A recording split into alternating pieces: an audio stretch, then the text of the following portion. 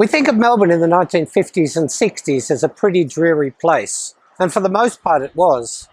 But one of those who did his best to bring colour and liveliness to the city was Fred Asmussen, Freddy to his friends.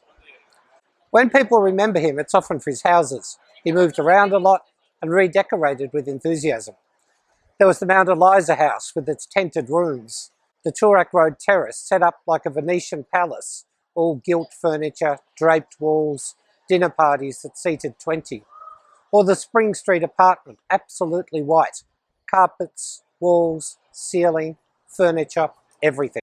Freddie was also a Melbourne celebrity, head of display for Myer's department store, designing and redesigning all the product displays, the windows, anything that would lure people in to spend their money.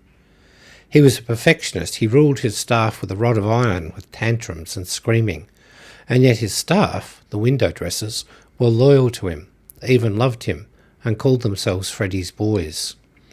Freddie's boys were good-looking, creative young men, and camp, or gay, as we would say today. At a time when the mere suspicion of sexual deviation could get you fired, this was no insignificant thing. Freddie's sexual taste ran to real men, so there was nothing sus about him hiring good-looking young men to work in his department.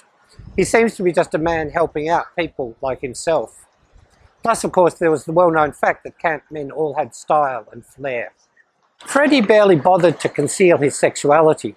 He was known to wander the store, flower in hand, dressed to the nines.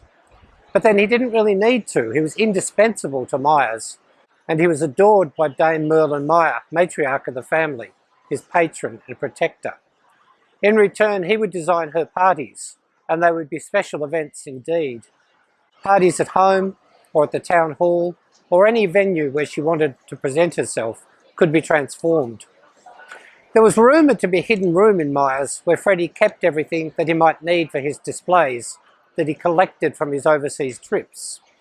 These could be rolled out for any big event as well.